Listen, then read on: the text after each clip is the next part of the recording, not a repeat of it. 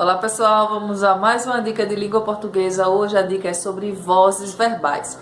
Na nossa língua portuguesa, os verbos podem ter três tipos de vozes: voz ativa, voz passiva, voz reflexiva, e essa reflexiva se desdobra em mais um tipo, que é a voz reflexiva recíproca. Se liga na dica aí.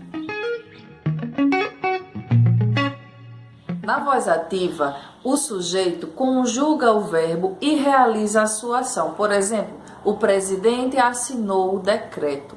Percebam que o verbo assinar está conjugado na terceira pessoa do singular, porque presidente é ele é a terceira pessoa do singular. E quem realiza a ação do verbo? O próprio presidente.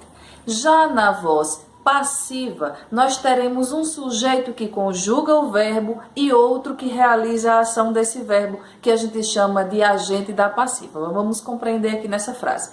O decreto foi assinado pelo presidente. Quando eu digo que o decreto foi assinado pelo presidente, vejam, o decreto agora é o sujeito, porque é ele que conjuga o verbo, mas ele não realiza a ação do verbo. Quem realiza a ação é o presidente, que é o termo que a gente chama de agente da passiva. Isso nós estamos falando da voz passiva analítica, porque eu estou usando o verbo no particípio e o verbo auxiliar mais o verbo no particípio. Foi assinado. Mas também nós temos a voz passiva, que nós chamamos de sintética, que é, por exemplo, eu vou dizer assim, assinou-se o decreto. Ao invés de colocar o agente da passiva na frase, eu coloco um pronome que funciona como uma partícula apassivadora. Na voz reflexiva, o sujeito realiza a ação do verbo e recebe esta ação ao mesmo tempo. Ele conjuga o verbo, realiza e recebe a ação. Por exemplo, o presidente beneficiou-se.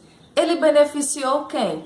Ele mesmo. Ou seja, eu posso trocar esse beneficiou-se, eu posso dizer assim, o presidente beneficiou a si mesmo. Então você entende que a ação incide sobre ele. Já na voz reflexiva recíproca, nós teremos dois sujeitos que recebem e executam a ação de forma simultânea. Eu digo, por exemplo, o presidente e os deputados cumprimentaram-se cordialmente. Percebam que agora eu tenho os dois sujeitos que realizam a ação do mesmo verbo. Então esse é o resumo das vozes verbais. Um cheiro, até a nossa próxima dica.